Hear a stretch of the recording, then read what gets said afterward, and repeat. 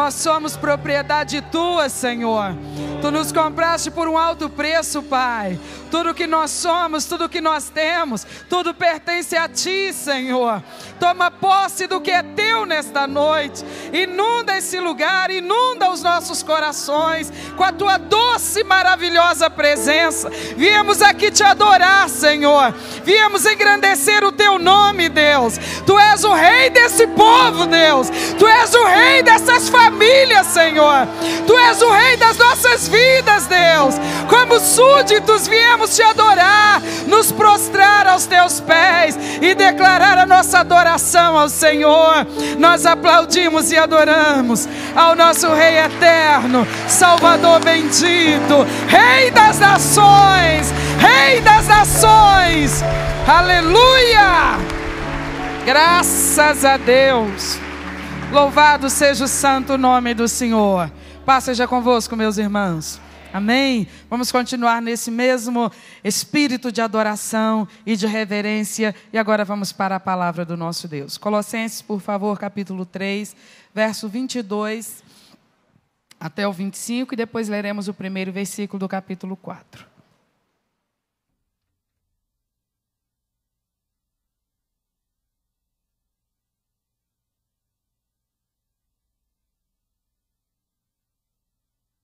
Colossenses, capítulo 3, verso 22.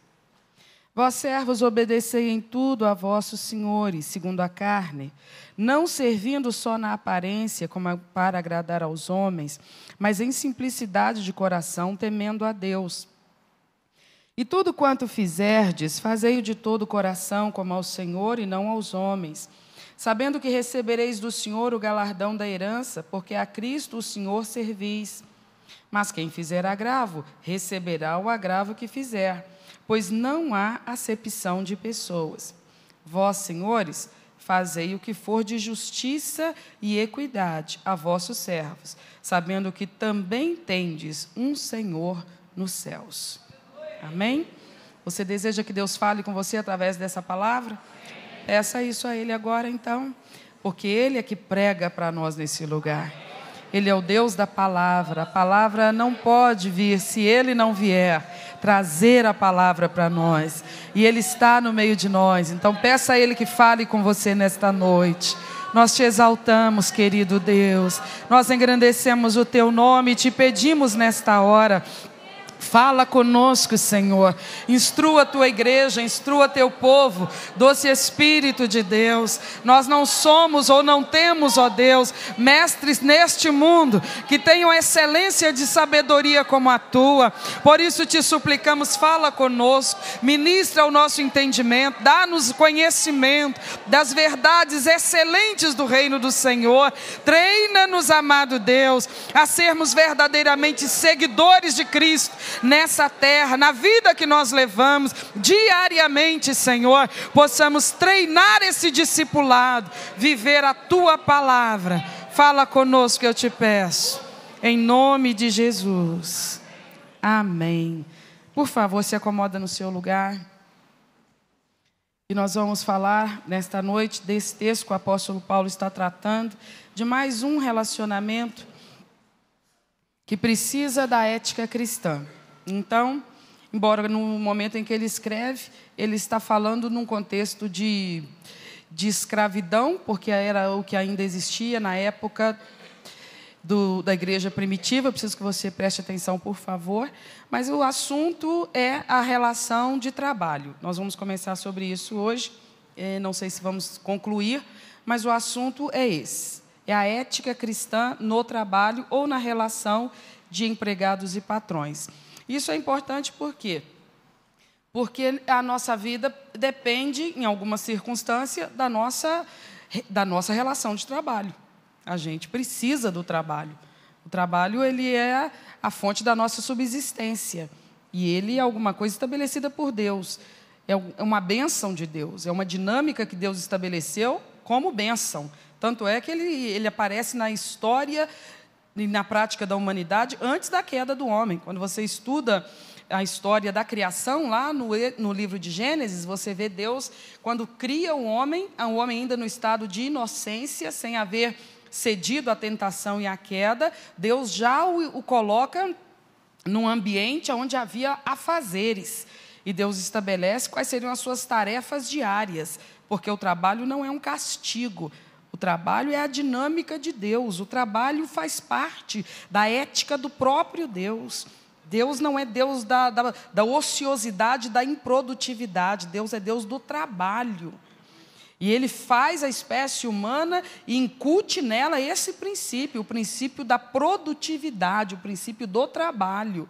E ali no Éden, antes que houvesse qualquer influência maligna, qualquer corrupção moral ou ética ou espiritual, enfim, não havia nada que pudesse estar corrompendo a conduta, o comportamento humano. Deus coloca o homem no jardim do Éden e ele estava ali num lugar paradisíaco, sem dúvida nenhuma, em perfeita ordem, em perfeita organização, mas Deus não deixa o homem ali ocioso. Deus estabelece quais seriam as suas tarefas. Por que Deus fez isso? Porque Deus já criou o homem com capacidade, tanto física quanto intelectual, de produzir. E ali o Senhor Deus coloca no homem aquela dinâmica própria dele mesmo. Lembra que quando Jesus Cristo estava na terra, ele usa essa expressão. Ele dizia assim: eu trabalho e o meu Pai trabalha também. O meu Pai não para de trabalhar, então eu também não paro de trabalhar. Deus trabalha. O profeta diz que o Senhor Deus não dorme, o salmista diz que Ele não dorme, Ele não tosqueneja, Ele está o tempo todo trabalhando. O profeta diz que o Senhor Deus trabalha por aqueles que nele confiam. O Senhor Jesus, quando vai falar da operosidade do reino na terra, Ele fala da carência de pessoas envolvidas com o serviço ministerial, sacerdotal, enfim, com a obra de Deus na terra, e ele conversa com os discípulos e diz assim: orai ao Senhor da seara, que envie ceifeiros para a sua seara. Do que ele está falando? Trabalho. E trabalho é o quê? É se cansar e se afadigar em alguma coisa para ver o resultado daquilo. Trabalho não é lazer. Trabalho é trabalho. Trabalho dá o quê? Trabalho dá trabalho. Trabalho não faz cosquinha, trabalho não faz a gente ficar se divertindo. Trabalho não é diversão, trabalho é o quê? Trabalho é trabalho. Trabalho dá trabalho. É coisa para cansar mesmo, é coisa para queimar a energia, é coisa para poder esgotar nossas capacidades com as quais Ele nos nutriu, nos preparou. Então, quando o Senhor Deus estabelece o trabalho na terra, Ele não é um castigo. Por isso o apóstolo Paulo, quando conversa com a igreja e vai estabelecendo as áreas onde precisava haver a formatação ética da conduta cristã, ele não podia deixar de falar dessa relação de trabalho, porque era uma relação comum nas sociedades da época, obviamente, embora num contexto diferente do nosso, porque a gente vai fazer essa aplicação no nosso contexto, que é a relação empregador e empregado. Quando Paulo escreve, a relação não era essa, era a relação de senhor e escravo. Era ainda um pouquinho mais penosa essa relação. Mas era uma relação existente, aceita socialmente. E então é onde o apóstolo Paulo vai fazer essas colocações e nós vamos fazer a aplicação para a nossa realidade. Mas vamos partir dessa compreensão, que o trabalho é alguma coisa criada, inventada, estabelecida pelo nosso Deus. Há pessoas que não entendem a dignidade do trabalho, da funcionalidade humana, e então as pessoas, por conta de revolta por uma questão ou por outra, ficam dizendo: se eu achasse quem inventou. É melhor não procurar, porque se achar não vai conseguir enfrentar ele. Quem inventou foi o nosso Deus. E coloquemos isso na nossa cabeça. Não foi para nos castigar. Foi para que nele nós encontrássemos alguma forma de satisfação. Porque existe algum vigor, não apenas físico, mas mental, intelectual em nós, que ele se traduz no produto do nosso trabalho. E isso é uma satisfação para nós. É verdade ou não é?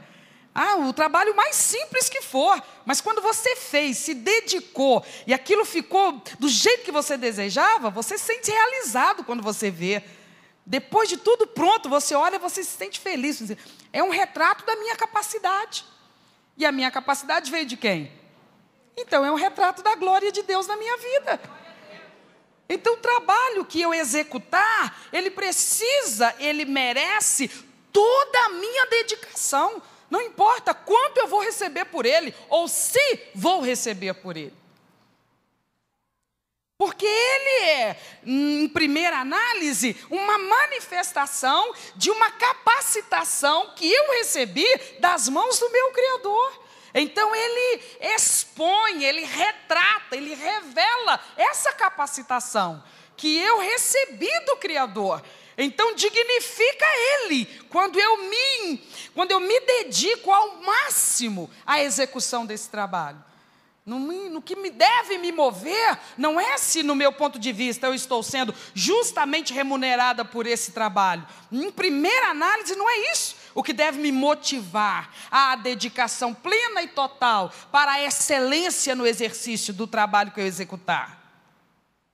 O que deve me motivar, antes de tudo e de mais nada, é a compreensão que eu preciso ter de que se executo um trabalho, o faço tão somente porque de Deus eu recebi a capacidade física e intelectual de executar essa tarefa. E então, quando eu executo com a capacidade que Deus me deu, eu retrato a glória do próprio Deus de quem me vem essa capacidade. Por isso o apóstolo Paulo vai trabalhar esse tema, e ele não está restrito apenas à pena do apóstolo Paulo. Vários textos na Bíblia vão tratar desse assunto, e é da máxima importância para nós. Porque a relação da igreja cristã com o trabalho precisa ser moldada pela palavra, sem dúvida nenhuma. Porque nós não podemos deixar que em área nenhuma da nossa vida a nossa conduta seja definida ou determinada por padrões que não condizem com a palavra do nosso Senhor. Então, muito bem. Quando a gente estuda o que o apóstolo Paulo disse aqui, vejam bem no versículo 22. Então, ele está usando a palavra servos porque se tratava de uma conjuntura de escravidão. Nós vamos entender sempre empregado e patrão. Vós, servos, obedecei em tudo a vossos senhores segundo a carne, não servindo só na aparência, como para agradar aos homens, mas em simplicidade de coração, temendo a Deus. E tudo quanto fizerdes, fazei como? Como se fosse para quem? Está vendo o sentido que nós acabamos de dizer? Façam de todo o seu coração, como se fosse para o Senhor. O versículo 24. Sabendo que recebereis do Senhor o galardão da herança. Por quê? A Cristo, o Senhor, servis. Então, o primeiro ponto que nós vamos entender do que Paulo coloca aqui, é que essa atividade profissional, ou ainda que não seja profissional, porque se nós formos olhar a vida de uma dona de casa, por exemplo, ela trabalha também, e trabalha bastante, mas não é uma profissão, nem sequer é remunerado. Se você for olhar pessoas que prestam serviço voluntário em algum lugar também é trabalho, embora não remunerado. Então, existem muitas formas de trabalho. Então, qualquer uma delas, o apóstolo Paulo está dizendo, entenda que o exercício ou a execução desse trabalho precisa ser, antes de tudo e de mais nada, um serviço ao Senhor. Por quê? Ou em que perspectiva? Nessa que nós acabamos de abordar. É uma tarefa que eu vou conseguir executar por conta da graça de Deus sobre a minha vida, que me deu condições motoras para executar essa tarefa. Me deu condições psíquicas, intelectuais para executar essa tarefa. Me deu a vaga, a oportunidade para executar essa tarefa.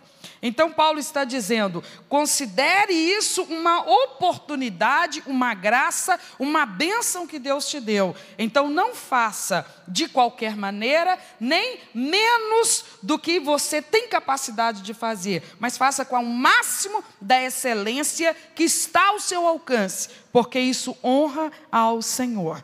Ele chega a dizer assim, quando eu me dedico à excelência no meu trabalho, Paulo chega a dizer que nisso eu estou servindo ao meu Senhor. E olha que sem dúvida nenhuma, ele está falando do trabalho que eu vou chamar, por falta de outra expressão, de secular. Porque, na verdade, ele está abolindo o secular.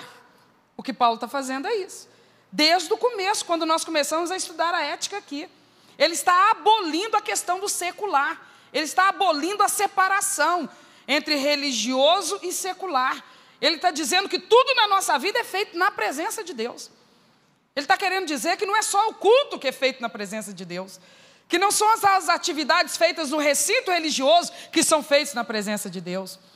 Ele está dizendo que o relacionamento entre marido e mulher é na presença de Deus. O relacionamento entre pais e os filhos é na presença de Deus. Agora o relacionamento entre patrão e empregado é na presença de Deus.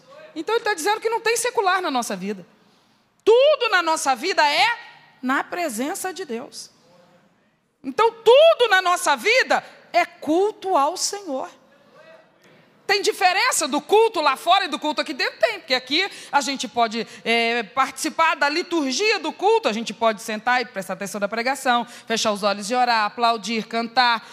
Lá não, lá às vezes você está em outras atividades que você pode estar cantando, louvando a Deus, mas só em pensamento. Às vezes em voz alta você não pode. Você pode estar orando a Deus, mas só em pensamento. Em voz alta às vezes você não pode. Então é só isso que muda. Mas a presença de Deus não se afasta de nós em nenhum momento. Então essa postura de adoração e de desejar apresentar diante de Deus uma conduta correta, não pode estar restrita ao recinto de culto. Tem que estar conosco em todos os ambientes onde nós estivermos e em todas as atividades que nós praticarmos. Amém, meus irmãos? Muito bem, eu preciso então que você veja o ponto que o apóstolo Paulo inicia. Ele inicia estabelecendo justamente aquilo com que ele inicia a ética do convívio conjugal e do relacionamento entre pais e filhos, estabelecendo a questão da autoridade, porque ele começa aqui no versículo 22 falando que os empregados devem obedecer aos seus patrões. É uma obediência diferenciada daquela requerida da esposa para com seu marido, daquela requerida dos filhos para com seus pais. É uma obediência que tem a ver com subordinação. É uma obediência que a gente assinou um contrato. Agora vamos falar especificamente do trabalho remunerado. A gente assinou um contrato em que nós estávamos nos obrigando a essa subordinação. Por favor, preste atenção. Primeiro ponto que nós precisamos entender. Nós não estávamos presos a esse compromisso com aquele empresário. Nós não estávamos condicionados à subordinação àquele empresário. Ele não era nosso patrão. Até o momento em que nós assinamos um contrato de trabalho com ele. Nesse contrato de trabalho, ficou especificado o que era nosso direito e o que era o nosso dever. Nós estávamos atentos e muito interessados no que seria o nosso direito nesse contrato.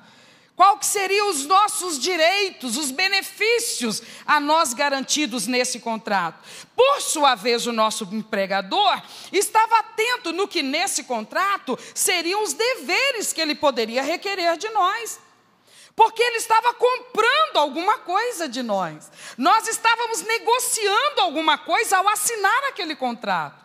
Ao assinar um contrato de trabalho, o apóstolo Paulo quer que nós entendamos, nós nos colocamos na posição de subordinação ao nosso patrão. Paulo diz, não tem outra postura, não tem outra posição. Nós nos colocamos numa posição de subordinação. Nós estamos vendendo para ele uma parte do tempo do nosso dia. Nós estamos dispondo essa parte. Ele passa a ter o direito dessas horas que nós estamos vendendo para ele.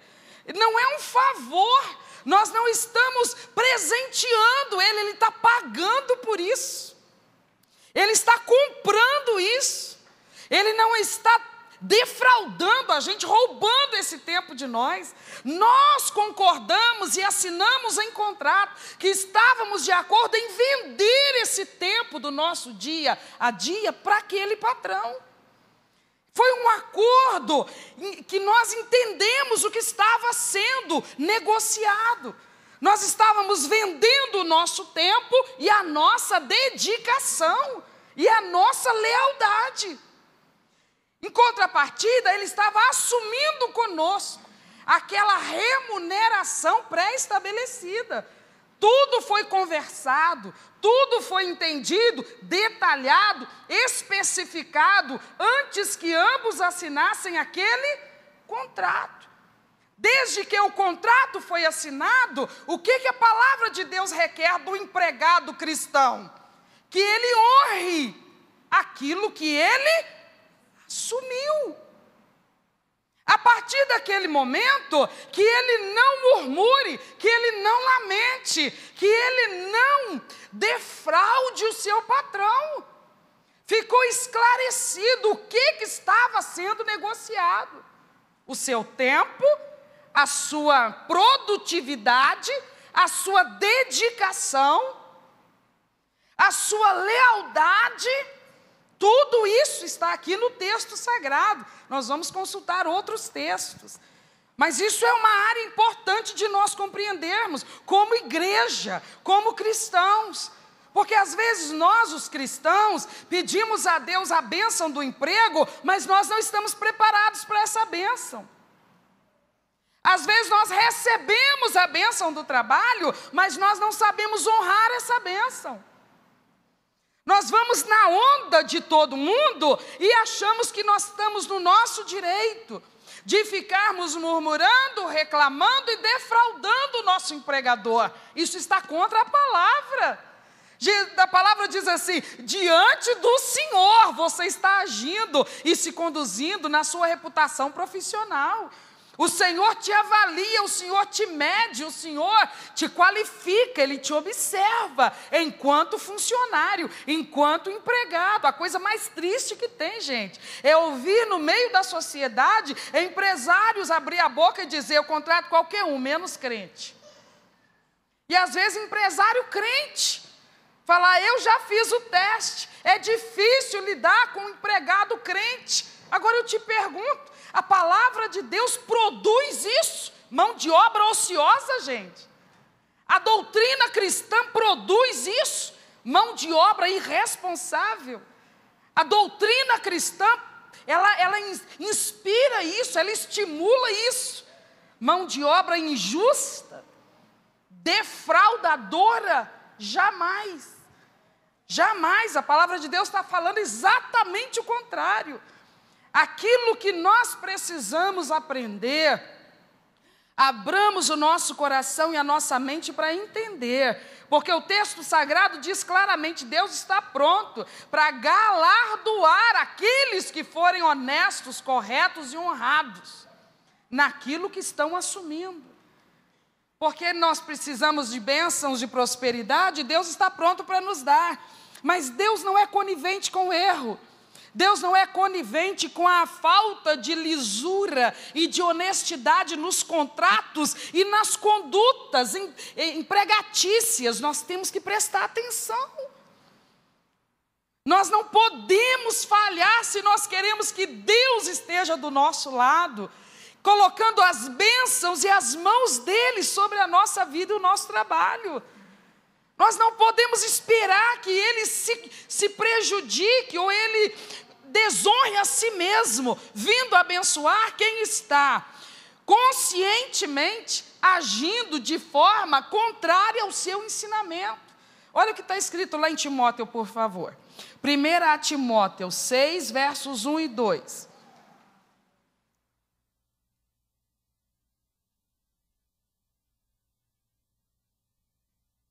Diz assim, 1 Timóteo 6, 1 e 2. Todos os servos que estão debaixo do jugo, estimem a seus senhores por dignos de toda a honra, para que o nome de Deus e a doutrina não sejam... E os que têm senhores crentes, não os desprezem por serem irmãos, antes sirvam melhor, porque eles que participam do benefício são crentes e amados. Isto ensina e exorta. Então o primeiro versículo aí está falando claro: todos os servos que estão debaixo do jugo tenham em alta consideração os seus patrões, os seus senhores. Por favor, olhe para mim. Você sabe que a coisa mais comum no meio do povo nos nossos dias é a pessoa se sentir revoltada quando vê o patrão ficando rico. Eu sei que eu estou fazendo uma caricatura, isso é um exagero, é um exagero? Infelizmente, é uma conduta fora da lógica. Mas a mentalidade do brasileiro, não sei se em outros povos é assim, mas na mentalidade do brasileiro é essa. A pessoa está trabalhando para o indivíduo e começa a ver o indivíduo crescendo, ela fica revoltada. O que ela quer então? Que o indivíduo vai à falência? Ela quer que o indivíduo quebra? Ela quer que o patrão dela afunda? O que vai acontecer se o patrão afundar? Ela afunda junto. Tem lógica isso, gente? Não tem lógica nós ficarmos revoltados porque o patrão está indo bem. Se ele está indo bem, significa que nós vamos manter o nosso emprego. Nós deveríamos pedir a Deus o quê para os nossos patrões? Que eles prosperem, meu Deus. Que a empresa deles vá de vento em popa. Que essa crise não os atinja. Que venham novos negócios, que venham novos contratos, que venham novas encomendas. Aí alguém vai falar assim, mas ele não vai dividir essa riqueza toda comigo. Mas ele não tem que dividir a riqueza comigo. Ele só tem que cumprir comigo o que ele assinou no contrato. Ele assinou no contrato de me dar uma porcentagem da riqueza que ele ganhar? Não. Quando eu estava desempregado e miseravelmente carente, bati a porta dele e ele me ofereceu X de salário, eu não achei que estava bom toda a vida? Ele está deixando de me dar X do salário que ele me prometeu? Não. Por que eu estou preocupado se ele está ganhando 10 vezes mais do que ganhava quando eu comecei a trabalhar com ele? Isso não é problema meu. O que me importa é que se ele está ganhando 10 vezes mais, ele continua podendo continuar me pagando. O tanto que ele assumiu de me pagar. Mas a pessoa, a mentalidade é tão estranha que a pessoa vai ficando revoltada. E ela não entende, se ele está enricando, deixa eu usar essa expressão esquisita, se ele está enriquecendo, ele não apenas vai continuar podendo me pagar, como ele vai poder dar oportunidade a mais um companheiro meu, que está lá fora desempregado, mais um pai de família, ou mais um recém-formado que está batendo a porta pedindo uma vaga. Então pode ser que ele não vai aumentar grandemente o meu salário, mas a empresa vai crescer, ele vai contratar mais, vai ter mais gente trabalhando, e o país vai ficar melhor, vai ter mais filhos sendo alimentados, mais crianças sendo estudadas. Eu não posso pensar só no meu umbigo. Alguém está entendendo? O que a palavra de Deus está dizendo para nós é que nós não podemos deixar de entender qual que é aquilo a que nós nos propusemos e honrar aquilo que nós assumimos. Então, escrevendo aqui a Timóteo, Paulo diz, explica para a igreja o seguinte: os servos que estão debaixo do jugo, estimem seus senhores, tenham consideração com seus patrões, arranca do seu coração a revolta com seus patrões. É a ordem que Deus está dando para a igreja hoje. Se nós somos igreja, nós estamos ouvindo, recebendo, podemos não estar gostando, mas nós estamos dizendo, fala, Senhor, porque teus servos ouvem. Me ensina a viver, meu Pai, porque eu achava que eu sabia, mas eu estou fazendo tudo errado. Eu não tenho que ficar revoltado quando eu entrar lá na empresa e ver que o meu patrão, eu tenho que chegar às 6 horas, ele chega às 10. Glória a Deus, meu patrão está indo bem toda a vida. Glória a Deus, minha empresa está indo bem toda a vida. Oh, meus irmãos, nós reclamamos daquilo pelo qual nós deveríamos agradecer. Nós murmuramos e maldizemos aquilo pelo qual nós deveríamos bendizer a Deus. Muitos patrões estão aí pelejando porque não conseguem uma mão de obra leal. Num Brasil de tanta gente desempregada, tem patrões precisando de mão de obra, mas eles estão traumatizados muitas vezes por causa da deslealdade das pessoas, que até algumas décadas atrás conseguiam entender que para elas era prejudicial levar alguém na junta, no Ministério do Trabalho. A pessoa até engolia algumas injustiças, porque ela sabia, não, eu vou ficar marcado, se eu fizer isso, depois ninguém mais me contrata. Hoje em dia não existe mais essa cisma. Hoje em dia, muita gente já se deixa cadastrar, deixa a sua carteira ser assinada, já com essa má intenção. Já com essa má intenção. Tem patrões que estão ficando traumatizados, eles já não têm mais essa segurança de contratar a pessoa. E de que pessoa eu estou falando? Do espírita, do católico, do ateu e do crente. E é uma vergonha para nós, irmãos, mas tem muito empregado cristão achando que é correto agir dessa maneira. Ele não estuda a Bíblia, ou então ele não tem respeito pela palavra do Senhor. Porque o que a Bíblia está ensinando para nós, Deus te deu uma bênção, te deu um patrão. Aí a pessoa vai falar assim, que horror, isso não é bênção, isso é um castigo. Conversa com quem está há 6 meses desempregado aí, nesse Brasil de crise. Conversa com quem está há 8 meses, 1 ano desempregado, nesse Brasil de crise. O que ele mais queria ter na vida dele hoje? Um patrão pagando o salário todo mês, um lugar onde ele pudesse bater o seu cartão todos os dias, onde ele pudesse vender as horas de serviço, vender a sua mão de obra, a sua produtividade, a sua lealdade. Era tudo o que ele queria. Então, irmãos, nós precisamos entender do que a palavra está falando. Para nós não precisarmos viver experiências como essas, para então a gente perceber, nosso Pai, como que eu reclamava. E hoje eu estou vendo. Hoje eu estou vendo a falta que está me fazendo. Um emprego, um patrão, um salário. Nós precisamos entender o que a palavra diz. Aí eu acho interessante o que diz aqui no versículo de número 2. E os que têm patrões crentes, não os desprezem, porque eles são irmãos. Antes os sirvam como? Melhor ainda. Por quê? Porque eles que participam do benefício são crentes e amados. Olha aí. Às vezes ainda tem esse detalhe. O empregado que é cristão vai trabalhar para um irmão, entendeu? Porque encontra dentro da igreja, graças a Deus, várias pessoas que podem oferecer emprego, porque são empresários.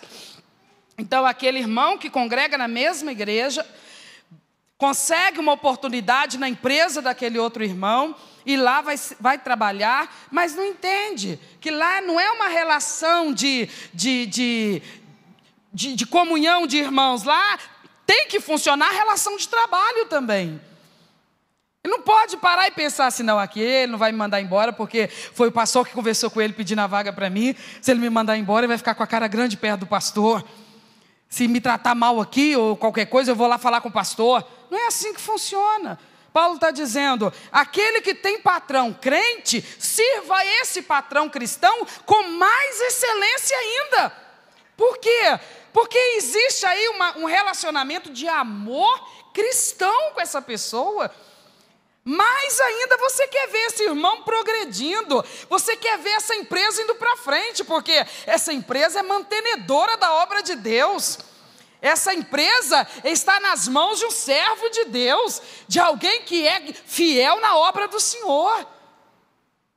Alguém já tinha lido essas coisas na Bíblia? Prestado atenção?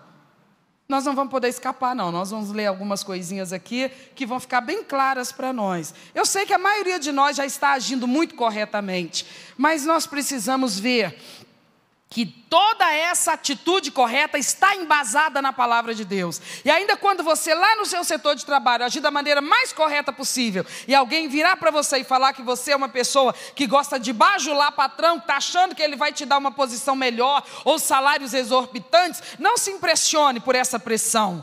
As pessoas da nossa sociedade brasileira não entendem essa cultura mesmo, não. Não entendem essa cultura mesmo, não. O que prevalece na cultura do nosso povo é a malandragem mesmo, infelizmente. Então, se o cristão primar pelo que ensina a palavra, ele vai chamar atenção lá no setor de trabalho dele. E os colegas vão começar a rotular ele mesmo. E vão começar a denegrir ele mesmo. Só que você não deve satisfação a essas pessoas, você deve satisfação ao teu Senhor que está contigo lá no seu local de trabalho. Honra o Senhor no seu local de trabalho. No seu local de trabalho, de quem que você mais precisa? Dos colegas ou do patrão? Pelo amor de Deus, gente, é questão de bom senso.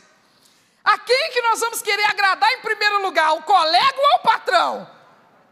Porque se ele não nos manter na vaga, nós estamos no olhinho da rua. E as contas vão vencer, e o mês vai vencer. Nós precisamos trabalhar. Porque Deus não vai fazer chover maná no nosso quintal. Houve um tempo na experiência de Israel com Deus, lá no deserto, em que realmente eles não trabalharam. 40 anos. Um tempinho bom, né? 40 anos, irmão Cícero, não precisou trabalhar. Porque também não tinha nem como trabalhar. Porque o trabalho na época era a agricultura e a pecuária. O principal era isso. Como é que eles iam fazer isso no deserto? Não tinha como plantar nada no deserto e não tinha como também ficar criando gado e tirando leite no deserto. Era uma coisa feita minimamente. Então, como eles estavam em trânsito, eles não estavam fixados no deserto, o Senhor Deus lhes deu a provisão diária, que era o maná que todos os dias o Senhor Deus fazia cair dos céus, para que eles então colhessem, cozessem e então se alimentassem. Mas teve um dia que o Senhor Deus, através de Josué, os introduziu na terra prometida. E desde que eles entraram na terra prometida, aí o Senhor Deus falou assim: acabou a boa vida, falou? Não tem maná mais não. Agora pega o cabinho da enxada, cada um vai lá roçar seu pasto, cada um vai lá plantar as suas plantações, colher os seus cereais, porque da agora em diante volta ao que era. Não tinha mais maná. Foi só enquanto eles estavam em trânsito no deserto. A partir do momento em que eles fixaram na terra prometida, o Senhor lhes orientou e falou: voltem agora às práticas de trabalho, porque é assim que vocês vão comer todos os dias da sua vida. Lá no Éden, que o homem já tinha as árvores frutíferas para comer, Deus já mandou que o homem trabalhasse. Depois da queda, Deus já vira para o homem e diz: olha, você já trabalhava, agora o trabalho vai ser um pouquinho penoso, porque antes da queda, Adão, a terra só produzia árvores frutíferas e árvores boas e plantas boas. Agora, por causa do seu pecado, a terra também foi atingida, o solo, e o solo vai começar a produzir também espinhos e cardos. Então, você vai plantar, mas ao mesmo tempo você vai observar que vai surgir no meio da plantação, da cultura que você semeou, vai surgir algumas ervas daninhas, e você vai ter que correr lá e catar aquilo tudo. Aquilo vai atrofiar a planta frutífera que você plantou. O plantio agora vai ser mais penoso. Mas você vai continuar trabalhando, você vai trabalhar e do suor do teu rosto você vai comer. Então a questão do salário é do que nós vamos sobreviver. Nós hoje não somos como na época do Adão, nós não somos como na época de Israel, nós não somos como na época dos nossos avós. Na época dos nossos avós, pouco dinheiro era necessário. A maioria dos produtos para a sobrevivência era produzido por eles mesmos. Moravam na roça, não é, Marília? Então, o que se comprava? Pouca coisa. A maioria das coisas que se consumia, se produzia ali mesmo, na propriedade da família. Mas aquilo ali requeria o quê? Trabalho penoso. Não era trabalho leve, suave, não. Era trabalho braçal e penoso. Hoje nós não vamos lá plantar o nosso arroz, plantar o nosso feijão, mas a gente come arroz, a gente come o feijão. A gente não vai lá levar milho para as galinhas no galinheiro, mas a gente bem gosta de um franguinho no domingo. A gente não vai lá todo dia colocar comidinha no coxo para os porcos, né? Não, a gente não cria porco no nosso quintal, mas bem que a gente gosta de um pernilzinho assado. A gente come todo santo dia, não come? Como é que isso chega na nossa despensa? Como é que isso chega na nossa geladeira? Como é que isso chega na nossa mesa? A gente paga por isso. Onde a gente tira dinheiro para pagar por isso? E onde a gente trabalha? Na empresa do nosso patrão. Então fala comigo: abençoado patrão. sem falsidade.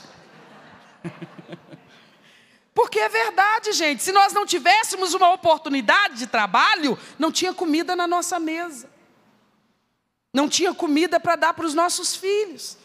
E uma das coisas mais terríveis para se enfrentar na vida é a fome. É você não ter o que colocar na panela para cozinhar.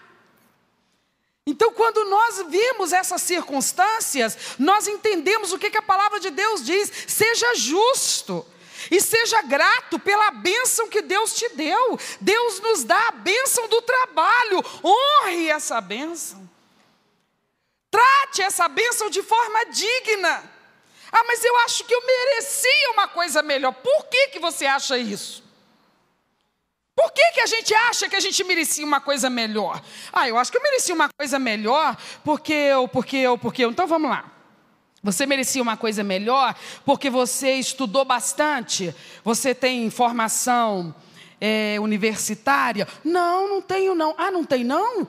Não. Ah, você queria ganhar igual quem tem formação universitária. Ah, eu acho que eu merecia. Você acha que você merecia ganhar o mesmo tanto que um doutor ganha? Eu acho que eu merecia. Por que não? Porque o doutor berrou para virar doutor. Enquanto ele estava lá, noite após noite estudando para virar doutor, tu estava fazendo o quê?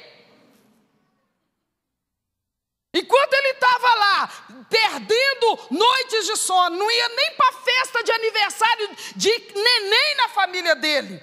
Ele não passeava, ele não viajava, ele não comprava roupa nova, ele ficava ali, com o nariz pregado nos livros para poder estudar. O que tu fez na tua juventude? O que hoje é doutor e está ganhando uma bolada e andando com um carrão e morando em condomínio de luxo, na juventude dele, sabe o que ele fazia? Estudava. Então ele merece ganhar. Ah, mas eu também queria. Então faça o que ele fez. Prepare melhor o seu currículo. Prepare melhor a sua mão de obra. Você pode sim, sem dúvida nenhuma. Nós estamos hoje no tempo das oportunidades, é ou não é, minha gente? Antigamente você falava assim, fazer um curso universitário, isso é para quem nasceu em berço de ouro. Era mesmo. Hoje em dia não, qualquer um de nós consegue. Tem favorecimentos do governo, tem facilitações por aí. Qualquer um de nós pode melhorar o nosso currículo. Nós podemos realmente ter um emprego muito melhor amanhã do que nós temos hoje. Mas primeiro é preciso plantar. Primeiro é preciso plantar, se lá na frente a gente quiser colher. Quando papai e mamãe virar nos seus ouvidinhos e falar, vai estudar, vai estudar, vai estudar. Não vire para eles e diga, mas o que você acha que eu estava fazendo na escola? Mas não basta o tempo que se passa na escola estudando. Basta? Quem está enfrentando os concursos da vida aí, basta? Quem está enfrentando os Enem da vida aí, basta o tempo que se passa na escola? Gente, vamos enfrentar a realidade. Não adianta eu vir aqui na frente pedir os obreiros para pôr a mão na cabeça e orar, para que Deus me ajude a que eu consiga aquela vaga. Mas você se preparou para ela? Você vai concorrer com quem? Com quem está estudando dia e noite. É justo que Deus dê a vaga para tu, que não estuda nem dia nem noite? Não é justo. Deus não é injusto. Deus não vai passar a mão na nossa cabeça só porque a gente é crente. Nós temos que estudar.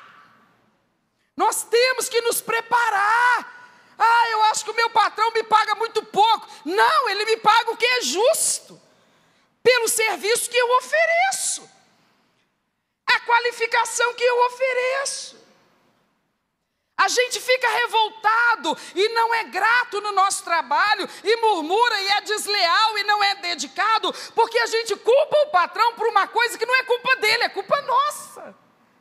Pode olhar na nossa empresa, tem alguém que está em melhor posição do que nós, vai ver o currículo dele, é melhor do que o nosso.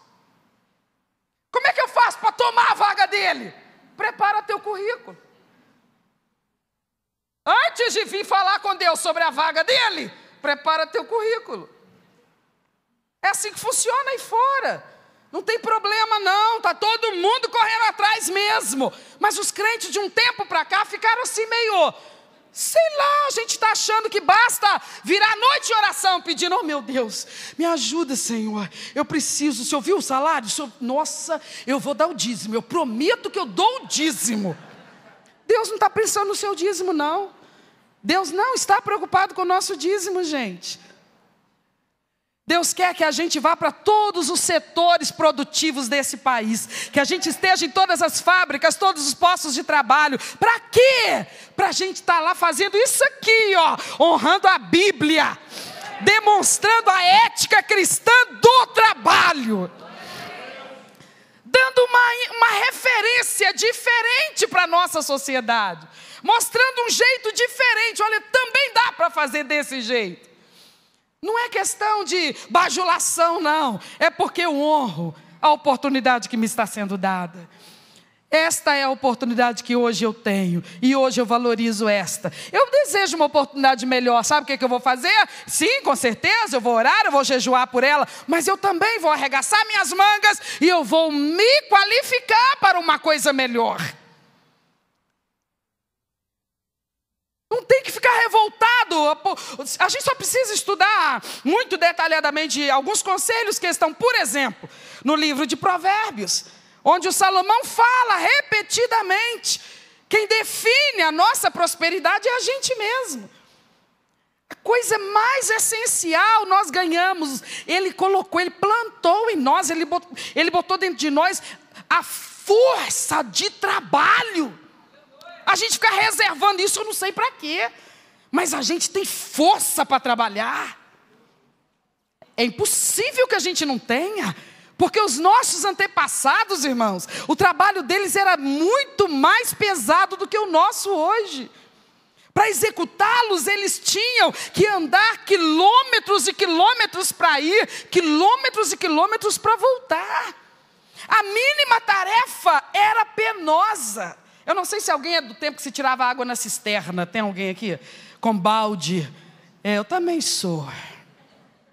Você imagina o que era lavar roupa numa casa, na minha casa, por exemplo, eram 9 pessoas. A semana que a roupa caía para mim, só Jesus na minha vida. E você tinha que ficar, joga o balde e vem puxando na corda, para você encher o tanque, esfrega a roupa e manda a água embora. Você fica até com dó quando você vê aquela água indo embora. Foi tão penoso catar ela no fundo da terra. Aí você vai lá e busca de novo para enxaguar a roupa. Hoje, qual que é? Por que a gente fica cansado de lavar roupa hoje? Eu não entendo. Por que a gente reclama de roupa para lavar hoje? O que está acontecendo com a gente? O que nos esgota hoje?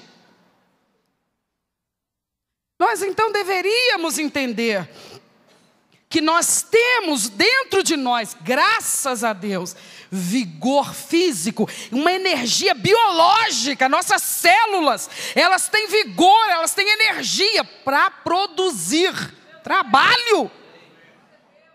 Levanta de manhã na nossa casa, tem uma casa para limpar, precisa ficar alisando, fazendo daquilo ali uma idolatria, não. Mas cuida da sua casa, dando glória a Deus, porque nós temos uma casa para morar, para guardar nossa família, né? Nós temos um lugar para poder colocar comida na mesa para os nossos filhos comerem.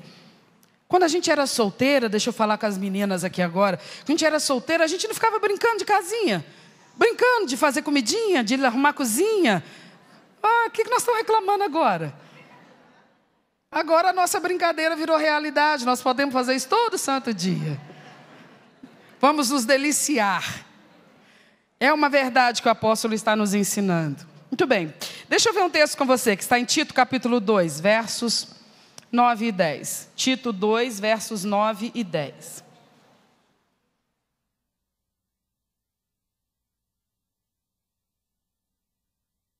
Diz assim: exorta os servos a que se sujeitem a seus senhores e em tudo agradem, não contradizendo, não defraudando, antes mostrando toda boa lealdade, para que em tudo sejam ornamento da doutrina de Deus, o nosso...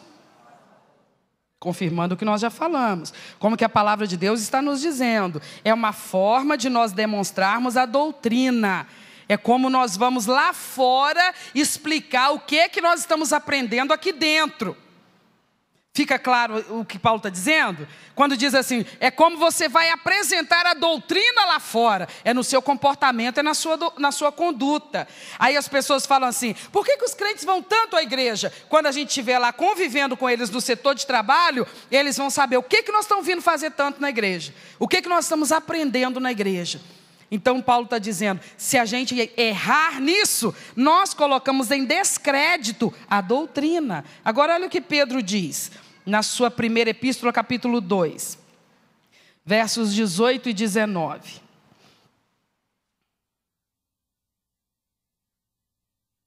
Primeira de Pedro 2, 18 e 19, diz assim, vós servos, sujeitai-vos com todo temor aos senhores, não somente aos bons e humanos, mas, presta atenção aqui, vós servos, sujeitai-vos com todo temor aos senhores, não somente aos bons e humanos, mas também aos maus, porque é coisa agradável que alguém, por causa da consciência para com Deus, sofra agravos padecendo injustamente. Bíblia, uai, é a palavra de Deus ou não é? Por que está de queixo caído então? Está escrito aqui. Eu gosto que você abra a sua Bíblia para você não achar que está só na minha. Está escrito assim na sua ou não está? Servos, sejam leais, sejam dedicados e honrem os seus patrões, mesmo os que são ruins. Mas isso não é justo. Então abra mão de que ele seja seu patrão. Tem um jeito de resolver isso. Se eu acho que eu estou num lugar onde eu sou injustiçado, tem saída para mim ou não tem? Qual que é a saída correta? Peço as contas. Porque o erro de um não justifica o erro do outro. Ah, mas o meu patrão, ele foi desonesto comigo, por isso que eu vou dar uma pernada nele. Crente não faz isso. Se ele é uma pessoa de difícil trato, se ele é uma pessoa desonesta, eu tenho uma saída bíblica para isso. Porque eu só sou subordinada a ele enquanto prevalece o contrato. Se eu simplesmente conversar com ele e finalizar o contrato, ele não é mais meu patrão. Então eu não estou mais subordinada a ele. Pronto, resolveu o problema. Eu tenho que saber entrar e eu tenho que saber... Eu não posso fazer besteira na hora de sair. Porque quem sabe amanhã eu não posso precisar dessa porta de novo? Eu não posso errar. As pessoas podem errar comigo, mas se elas errarem comigo, isso não justifica que eu erre com elas. Eu tenho uma opção. Eu não preciso ficar debaixo da desonestidade, da crueldade de um patrão ruim. Enquanto ele for meu patrão, mesmo sendo ruim, eu tenho que cumprir o que eu acordei com ele. Se eu acho que não funciona mais, então eu encerro aquele acordo e aí eu resolvo a coisa da forma digna.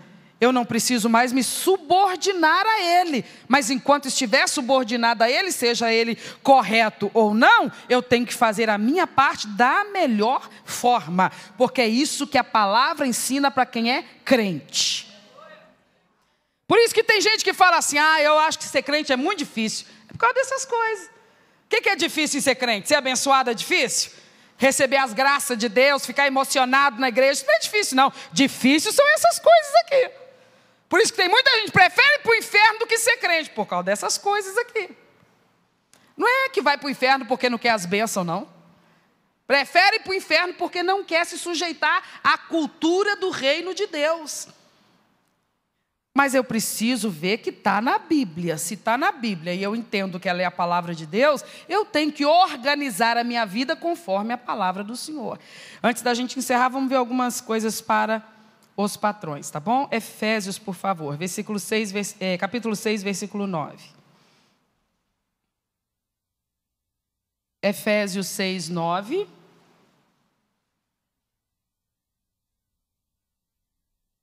Agora vai pegar um pouquinho no pé dos patrões. E vós, senhores, fazei o mesmo para com eles. Efésios 6, 9. Deixando as ameaças, sabendo também que o Senhor deles e vosso está no céu, e que para com ele não há acepção de pessoas. Então aqui a palavra está tratando com aquele que é o empregador e é um crente. Como é que esse empregador trata os seus empregados, sejam esses empregados crentes ou não? Trata os seus empregados na justa medida. Não fica ameaçando o tempo todo. Compreende que aquele empregado, ele precisa da segurança daquele trabalho.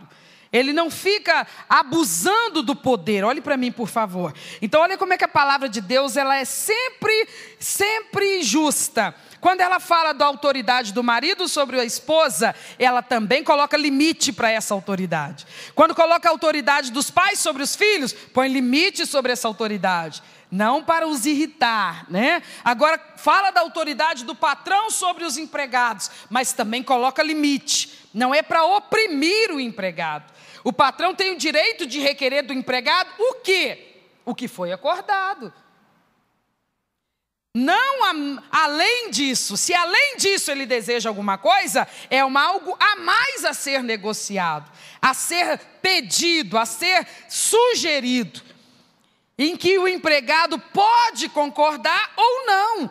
E esse patrão, ele não deve fazer uso da sua posição de comando para ameaçar esse empregado e então obrigá-lo a fazer as suas vontades, não tendo, por exemplo, horário para si mesmo, horário para sua família, vivendo por conta todo o tempo em que ele está acordado, daquela empresa e daquele emprego. Então essa é a orientação para o patrão crente. O que você combinou no acordo, siga o que você combinou. Não exija além do que você combinou.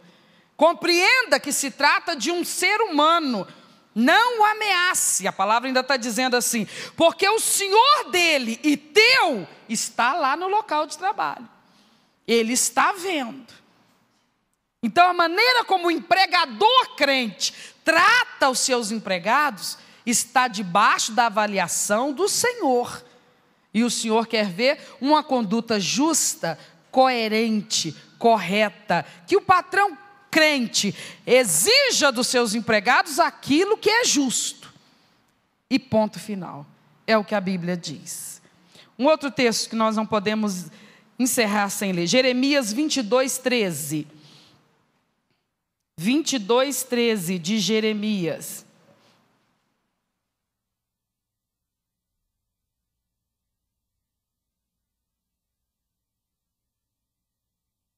Encontramos? Olha o que diz aqui. Ai daquele que edifica a sua casa com injustiça, os seus aposentos sem direito, que se serve do serviço do próximo sem remunerá-lo, e não lhe dá o salário do seu trabalho. Como é que começa esse versículo? Ai daquele. Quem está falando esse ai? O próprio Deus. Então está falando para os filhos dele, a quem ele deu essa graça de serem patrões, de serem empresários, de poder oferecer vagas de trabalho para alguém. Ele está dizendo, ai de vocês, se agirem de forma trapaceira com aqueles que lhes prestam serviço. Ai daqueles que enriquecem, que alargam os seus aposentos com o trabalho dos outros, ao qual eles contrataram, mas se recusaram a pagar. Então está falando claramente para os patrões, o que você contratou, você pague. E para concluir esse ensinamento, Levítico 19:13. Terceiro livro da Bíblia, lá no Velho Testamento, Levítico 19:13.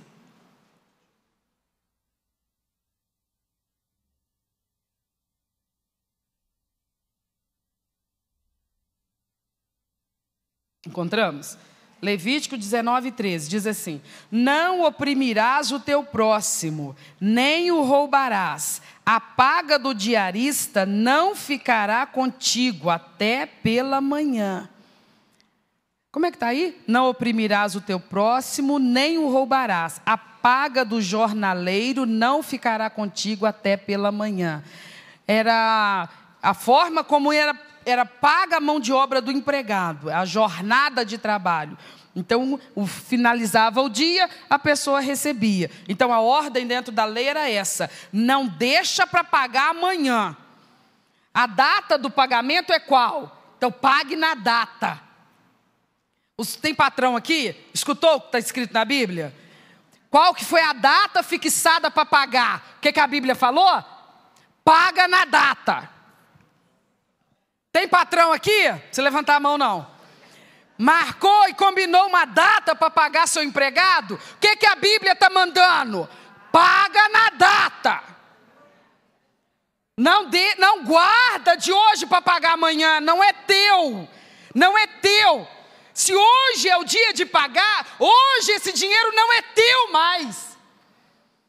Hoje vence, então hoje esse dinheiro é do teu empregado. Se tu deixar esse dinheiro dormir na tua casa hoje, dentro da tua casa hoje tem dinheiro que não te pertence. A palavra é rigorosa, seja correto, patrão. Porque aquele que está vendendo o serviço para tu, precisa da paga. Precisa do dinheiro. Ele também tem pessoas a quem ele precisa pagar, com quem ele fica soldadas para pagar.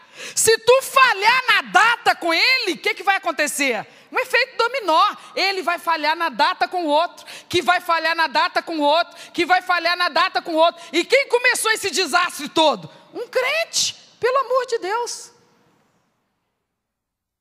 O que a palavra está dizendo então? Não dê calote. Tu contratou o serviço de alguém? Paga. Aí nós estamos falando assim, numa dinâmica de carteira assinada, de emprego regular. Mas isso implica tudo quanto é atividade que envolva remuneração. Você vai contratar uma pessoa para fazer salgadinho e bolo para a sua festa. Você contratou um trabalho? Aquela pessoa é um trabalhador ou não? Ou ela está se divertindo, aquilo ali é o lazer dela? É trabalho. Ela vai te doar aquilo ou te vender aquilo? Então, se eu estou comprando, qual que é a minha obrigação? Eu preciso esperar ela vir na minha porta para receber? O que eu combinei com ela? Que eu vou buscar o produto, vem para cá e vai para lá. Produto para cá, dinheiro para lá. Foi isso que eu combinei? Ou na hora do combinado eu disse, só daqui uma semana eu posso te pagar. E ela virou para mim e falou assim, necas de pitibiriba, nega. Aí então o que eu fiz? Eu fui cantar noutra freguesia, fui procurar outro fornecedor que caísse na minha conversa e me desse uma semana. E aquela pessoa então me deu uma semana, tudo bem. Mas se eu contratei o serviço e a pessoa falou assim, olha, eu só forneço o produto à vista, falou?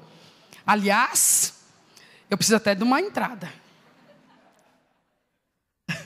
Eu preciso até de uma entradinha. Uma entradinha de quanto? 10%? Não, 80%. Eu ultimamente trabalho com uma entradinha simbólica de 80%. Aí eu pego sua encomenda. Tudo bem. O que eu combinar, eu devo cumprir. Porque é isso que o Senhor da igreja ensina para a igreja. Seja o vosso falar sim, sim. Não, não. O que passar disso não vem de Deus. Vem da filosofia maligna, de trapacear, de enganar, de premeditadamente falsear a verdade. Ah, mas há fatalidades. Fatalidade é outra coisa. Fatalidade qualquer um de nós é sujeito. Então eu contratei um serviço e eu tenho que pagá-lo. E uma fatalidade me tomou aquele dinheiro. Qual que é a minha obrigação? Me aconselhe. No mínimo, eu vou chegar para aquela pessoa e vou dizer, eu estou providenciando. Eu não vou dizer para ela assim, lamento, mas uma tragédia me abateu. Quando Deus me abençoar, não. Eu vou dizer para ela, amanhã eu providencio isso. Eu vou correr atrás. É assunto. Eu tenho que rebolar e arrumar esse dinheiro. Eu vou virar para a pessoa e falar assim, eu estou aqui para te explicar. Sua obrigação é me entender. Fatalidade, qualquer um está sujeito. Eu não fazia ideia que isso ia me acontecer. Quando der, eu apareço aqui e te pago. Não é assim, não. Eu só vou lá explicar. Olha, mas amanhã ou daqui a 2 dias eu trago esse dinheiro. E o que eu vou fazer? Eu vou me virar. Porque se eu não tenho culpa da fatalidade, a pessoa também não tem. Você vê que a palavra de Deus requer de nós o quê? Correção, atitude correta. Não adianta ser religioso dentro da igreja.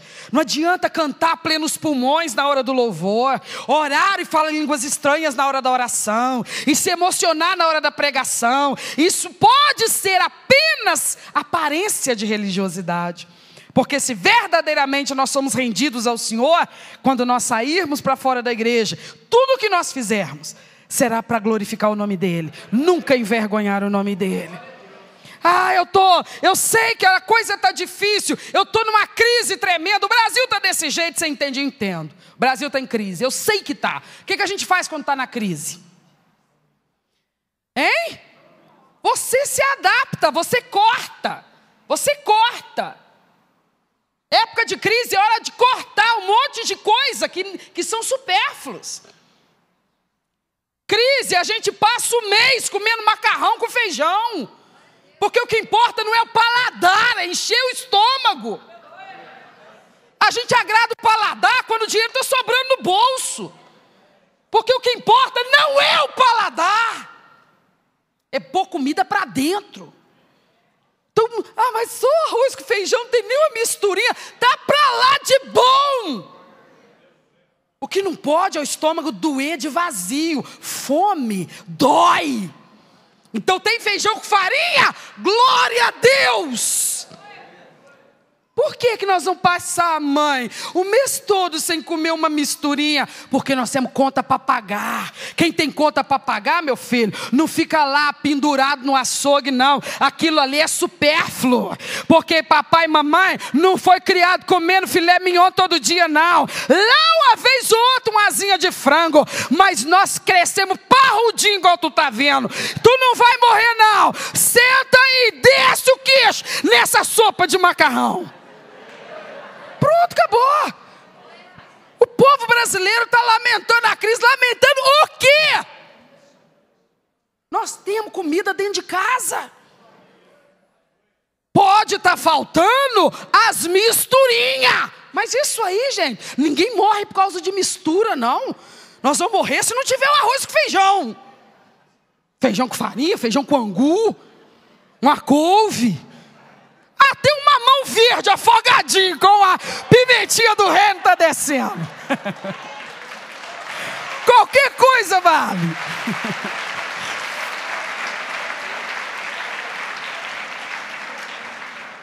Que Deus requer de nós é o quê? Que a gente seja correto com as pessoas. Correto com as pessoas. Eu não posso sentar na minha mesa comendo um banquete sabendo que eu estou endividada. Eu estou devendo às pessoas, fazendo a pessoa dever outras. Eu sou servo de Deus. Essa crise aí Deus está observando muita gente. Deus está nos observando nela.